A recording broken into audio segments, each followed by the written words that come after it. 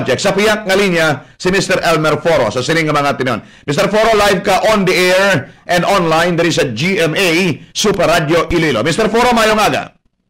Mayroon aga sa imo Super Jong, no? Kag sa tanan nga tagpalamati sa imo programa, no? Kag nagatanaw sa Facebook Live, mayroon aga gid sa tanan. Ano nang tindog ninyo subong sa mga developments, sa investigasyon, bot sa Kamara, kag sa Senado, sa mga nagaka-expose nga mga anomalya, kag mga persona involved sa controversial nga flood control project? Although ang focus subong Bulacan. Anong inyo basa sa nagapadayon nga investigasyon sa bahin sang bayan panay, Mr. Foro? Kung imo kay nang analysis, Jong, no? Inita na tip of the iceberg lamang ang flood control. Kag actually, hindi inibago, no? Halos dugay na. Kag mayo gani kay subong na expose siya.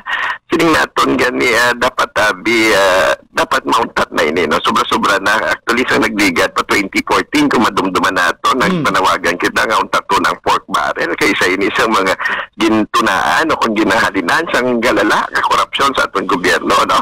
So sining ganit nato dapat investigaron gid kagang Iloilo sa tudlang diri sa Visayas. Actually hindi kita exempted, no? Damo sing kaso dire, no? Bisan diri lang gani sa syudad nato, no? Damo sa mga cases nga naglilipas lang ang mga issues ang malala ka korupsyon sa mga infrastructure projects. Hindi gid matagaan sa atensyon, no? Nagakano lang, no? Nagakalimtan, no? So sining naton it's time nga kinahanglan mauntat na kay makalala sang epekto sini, no? Imagine mo lang panawagan kita nga untaton anay isuspenda na ang bat kay excise tax sa gatong kay para mapungga na takas. Hindi sila magsugot kay hindi mo pwede madula ang tax tapos mabalitaan mo ginakawat lang bilyon-bilyon, no? Trillions actually. Trillions sa pesos, no? Kaya makagarapalan ang kinawatay, no? Sining naton dapat gid, no? Dapat gid seryosohon kag sining naton sa sining sitwasyon kakinanglan na sang dako nga poder sa pumuluyo kay kung mga politiko lang naton sila may involved balan ko halos tanan nga mga politiko naton involved sa sining korupsyon, no? So sining naton dapat magano na manindugan ng pumuluyo para ipabutyagid kag no, i-pressure ang gobyerno o taton gid ang malala kang ugat sang korupsyon nga ini, Jong. Are you hopeful that in due time ang Kongreso mismo nga amo man ang ginatudlo nga inkahot sa mga kontraktor kag taga DPWH sa sining anomalya sa flood control, pati flood control and focus? May mahingadlan man later on sa ila, ma-expose and mapasakaan sing kaso. Anong inyo confidence sa cost-oriented group, Mr. Foro? Actually, ang tanaw naton diri ang laban-laban palaban, no? As parehas pa sa nangin history naton sa paglubad sa mga korupsyon na din pa rin sa nagdidigad, no? Nga ang mga piyon na nagkakasuhan, no? Like halimbawa ang Napoles case, no? Si Napoles na napriso ang mga courts niya. Aras mong balik naman sa pwesto, no? Tansya nato na naman. Pero at that time napreso si Jinggoy, napreso si Bong Revilla, si Enrile lang itong wala napreso bangos ang consideration sa katigulang mo niya. Bisan paano napreso, bisan temporaryo, Mr. Foro? Yes, no? Pero sining naton gani, pila lang ni sila sa madamo nga involved, no?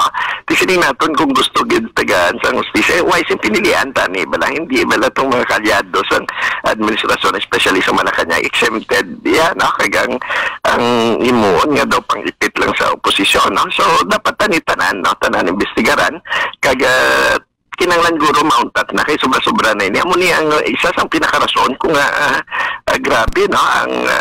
ang kakulang sa public service ng aton tao sa gobyerno bangod ang nagapungko sa poder ang ginalagas lang nga makabawi makapungko sila no pagi sa korupsyon nga ini, no? Damo mga politiko nato ng manggaran o mga negosyo mo kundi bangod lang sang poder nila bilang politiko, no?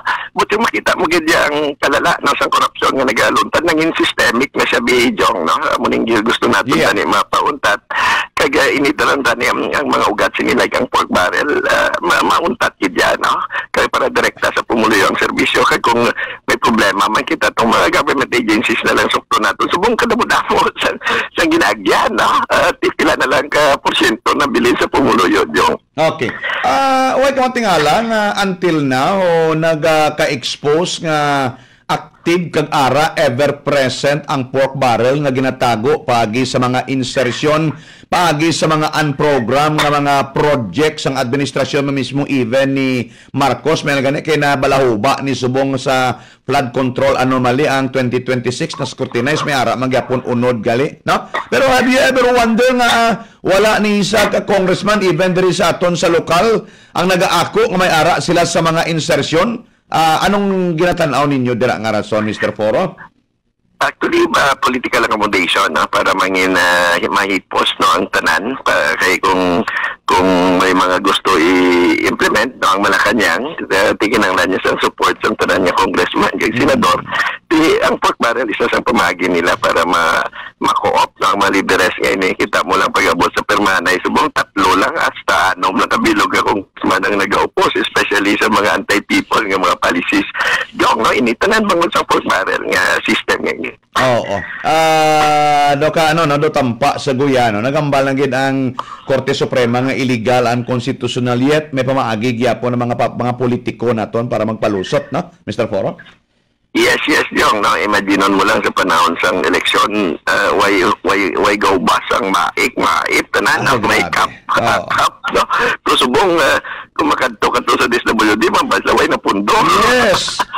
Yung timag mo din sa sininga sistema yung no ginagamit pang eleksyon no ang ininga mga pundo which is not fair para sa ato no. Mangayo kita dugang nga sweldo di sining nato ng mga gagmay kinahanglan subsidize sa gobyerno ti mambasaway pundo no. Pero then nari kay linit gid yan ang pag-abot sa kinawatay trillions of pesos ang nagakauyang nagakadto sa bulsa sa pipila lang ka mga politiko naton kagaya sa gobyerno jo.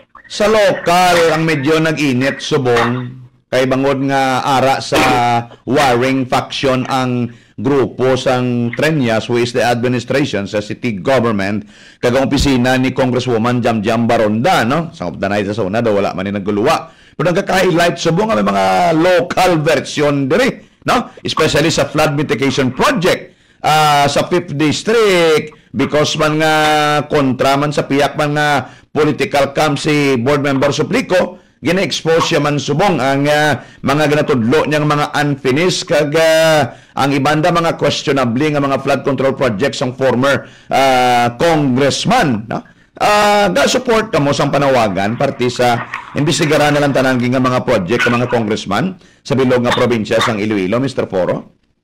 Yes, Jong, dapat no kag dapat hindi lang ang flood control kundi ang tanan no nga mga sining naton gani mga infra project puno sa anomalya no. Dapat imbestigaran gyud kay kwarta naton ni namo no. Kag dapat lang matagaan sa hustisya hindi ang mga nagakontrahan ay nga politiko kundi mayormente ang pumuluyo nga mo ang biktima sinitanan Jong. So gina-support ginaton pero hindi lang sa flood control tani no. Tanan projects nang may involved na corruption dapat ida matagaan sa ang kagmakauntat na ni Jong. Would it be possible sa probinsya pa lang sa Iloilo i-probe mo, i-audit mo ang tanan nga mga proyekto di? Kaya may mga proyekto nga kitaon Mr. Foro mong pero ang baga nisang pila ka mga eksperto, hindi basta nga kitaon, okay na. Dapat usisaon kung ang ministro sa tsaktogin man, ang kalidad sila tsaktogin man, or substandard naman nila. Gagri ka mo sini? Yes, Jong, gagri kita no, kapin pa sa hindi lang gani tama ka no hindi lang sa natapos o wala natapos kundi ang kalidad gid mismo kay titanaw lang mga dalan ta Jong no tatlo pla tuig inabakbak na naman no so tiuyang gid sa kwarta Jong. Yes. So sa local sir may mga research ka mga ginapang-conduct parte sa ring tanan nga mga infra ni nga pwede makakabig naton nga imbestigaran man. Abot may mga kaulingon kamo nga mga research sa mga Ginoo para parte sini. Umpisa nga naging controversial ning flood control project nga ini.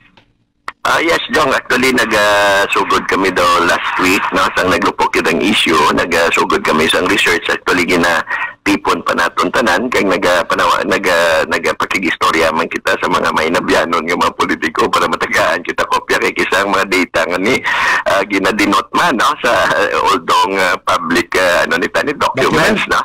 So, but then ginadinot ini, no?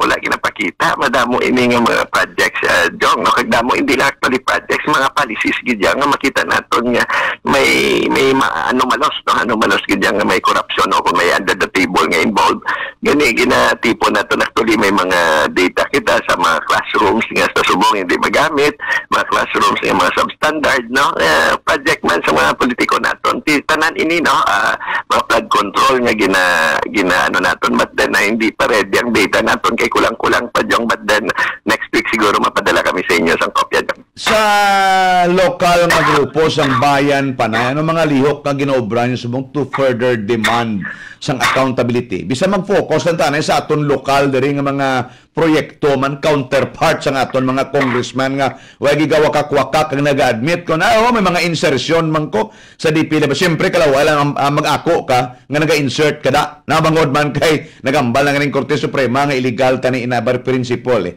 Mr. Foro. Actually, diri sa local, nag-plano kami nga by next week matukod kita sa isa ka network nga anti-corruption nga grupo. Hindi lang ang bayan ang involved. Tanan kag sang Monday, sang Tuesday actually, sang nag-change ang leadership sa Senate, naghimo kita sa quick reaction protest, nag-init gani ulo, kay ginsita dayon kita sang police. Ingkod grabe man kamoya.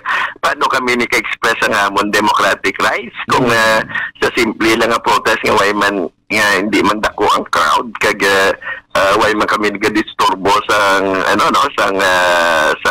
sang syudad no sang iyang normal nga routine way man kami nag-disturbo sa traffic ginasita kami samtang atong mga gapangawat no sa subong way ganin isang gindako pa tapos kami nga nag-express lang sa among democratic rights so sining naton pati gani ining no permit to rally dapat man ipa-review ini actually sang Monday nag-istorya kita kay sa LGU naton sa syudad kag brought out naton nga dapat kakason ining no permit no rally hindi tani sa tanan no kundi ba sa mga rally nga kinanglan siguro sa mga traffic adjustment araya ma-permit kita para maka-prepare syudad but then sa mga gagmay nga mga pagulag dapat maximum tolerance tani kung way man nagadisturbo sa normal nga activity sa syudad na kaya nagadisturbo sa iba nga pumuluyo so may mga protest action kita ginaplano sang Tuesday nag-umpisa kita kag siling naton kada semana magahiwat kita Jong para ma-aware ang pumuluyo naton nga aton ini-issue nga dapat mangina aktibo kita sa pag-raise sa sining mga points kay kita ang labing biktima sa sining issue Jong. My final question would be may ginalauman kamo nga kadtuan ang inyong ongoing investigation much more ang ginahulat-hulata sa subong gaulat patas ang independent commission or body nga tukuron sa presidente nga amo ang mag-investigar sini considering gani nga ining graft and corruption labi na gid sa mga infra projects involving DPWH kag mga elected officials ang bagan nila cancer na gid nimo basi malignant na ni katama nga daw stage 4 na ni kung may taas pa stage 4 amo na nga stage may lauman pakitayan sa ongoing investigation nga nagakatabo kag ang pagkabalahuba sini openly Mr. Foro. Actually, ang lauman naton si Jong kung mag-actively participate ng pumuluyo. Pero kung isalig naton sa mga politiko kaya sa tanan sila Jong involved Naway kasi. Grabe nga statement mo, tanan sila involved. Yes, halos tanan sila. Siguro ay gani 10% kung ang involved. No, at least may 10% or may at least less than 10% na namayad. Yes. Pero ang point ko, kinanglan na sang people empowerment na kinanglan mag-participate sa pumuluyo. Kaya kung ibilin talang di sa mga politiko, ay kita saan. So, sininganin naton. Sa sininga issue, dapat kaya mangin aktibo ang pumuluyo naton sa paghatag no, sa gila opinion kag sang pag-criticize kag pag-demand sa justice job na para sa may kadtuan ini tanan. Pero kung wala sing participation sa pumuluyo, ako way kuya galao may kadtuan ini tanan job. Sige. Mr. Elmer Foro sang Bayan Panay, salamat sang tinion mayong agaliwat sa imo. Mayong aga kag more power sa imo Jong kag salamat kid. Super Radio 1-on-1 interview.